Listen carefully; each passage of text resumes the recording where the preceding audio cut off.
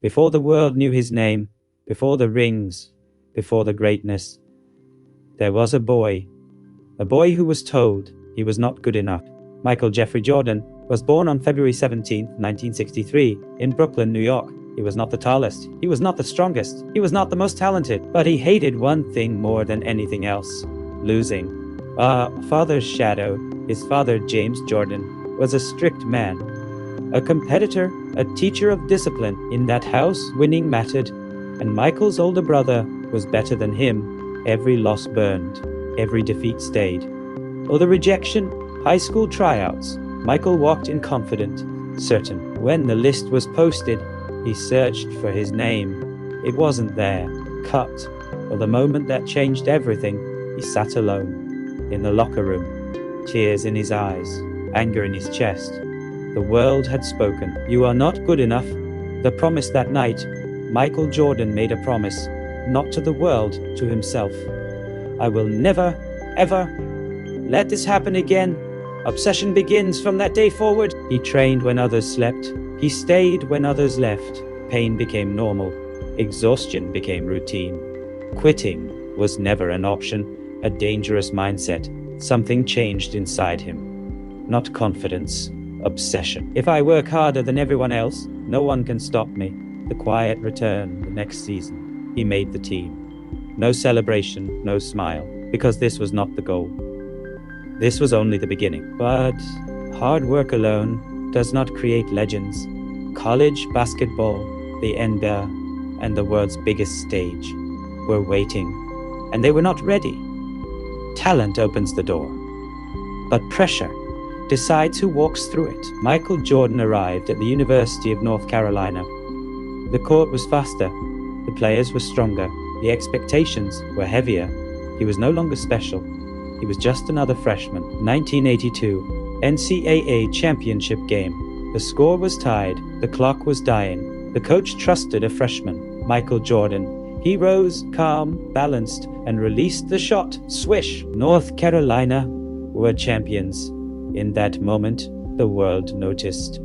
Fame arrived quickly, too quickly. Michael believed he was ready, but greatness demands more. 1984 NBA draft. Two teams passed on him. One chose height, one chose need. Chicago chose Jordan. The Chicago Bulls were not contenders. Empty seats, no direction, no identity. Michael Jordan became their hope and their burden. Night after night, he scored 30, 40, 50 points. The crowd cheered, but the scoreboard did not. Defenders hit harder. Teams planned for him. And one team built a wall. Detroit. The Pistons did not play basketball. They played war. Hard fouls. No mercy. No apologies. And the league allowed it. Michael fought back. Alone. He attacked. They punished. He scored. They won. Slowly. Pain. Michael Jordan realized something. Talent was not enough. Scoring was not enough. He needed more. The league had tested him and exposed his limits. Now he had a choice.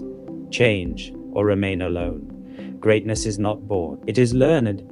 The Chicago Bulls made a quiet decision. No headlines, no celebration. They hired a man who did not shout. Phil Jackson. Phil believed. Basketball was more than muscle.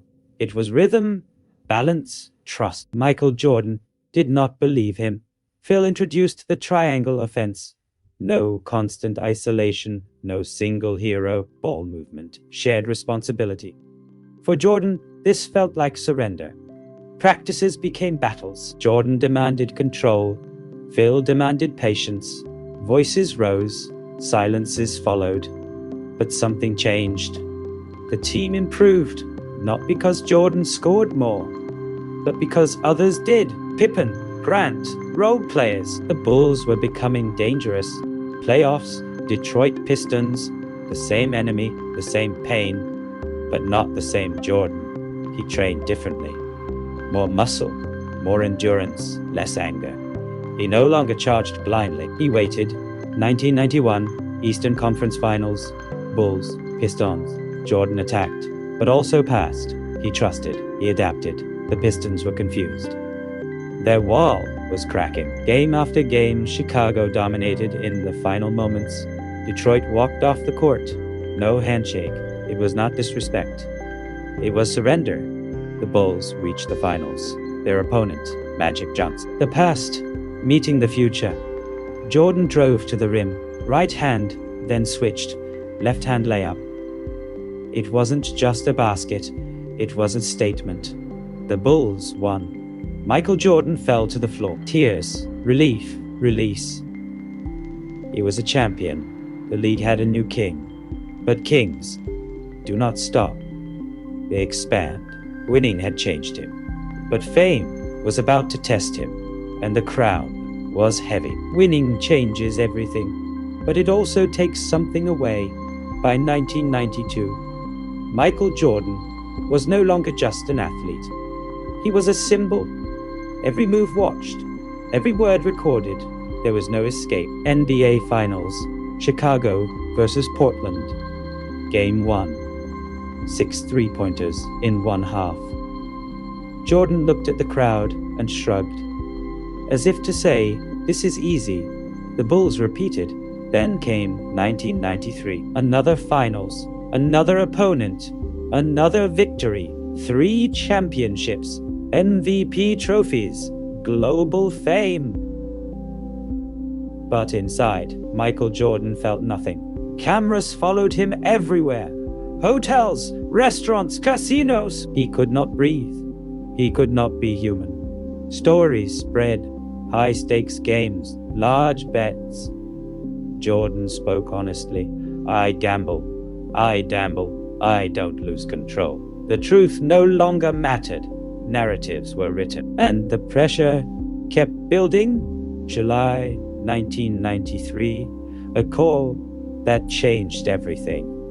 His father, James Jordan, was murdered. Michael Jordan collapsed. Not physically, emotionally. The man who grounded him was gone. He stopped smiling, stopped speaking. Basketball felt meaningless. October 1993. Michael Jordan spoke. I'm retiring from basketball. He was 30 years old, at his peak, and he walked away. He chose baseball, not for fame, but for his father. A promise fulfilled. He struggled. Crowds laughed. Critics mocked, but he endured. Every night, the same question. Is my story finished? March 1995, a fax. 2 words. I'm back, but coming back is harder than leaving. And the league had changed. Coming back is never easy. The world has changed. The league has evolved. And expectations are heavier than ever. But Michael Jordan was ready. March 1995. I'm back. The Bulls were waiting. But the Bulls were not the Bulls he left behind. Off-season 1995. Jordan trained relentlessly. More weight, more endurance, more patience. He was no longer just a scorer. He had become a strategist, a leader, a predator. 1995, 96. Chicago Bulls, 72 wins, 10 losses, the best regular season in NBA history. Jordan, MVP, scoring champion, defensive all-star. Finals 1996. Bulls versus Seattle Supersonics. Victory was sweet, but Jordan knelt, and for a moment, he let his grief show. This championship was for James Jordan. 1997 Finals. Game 5, Jordan was sick, exhausted, burning with fever. 38 points.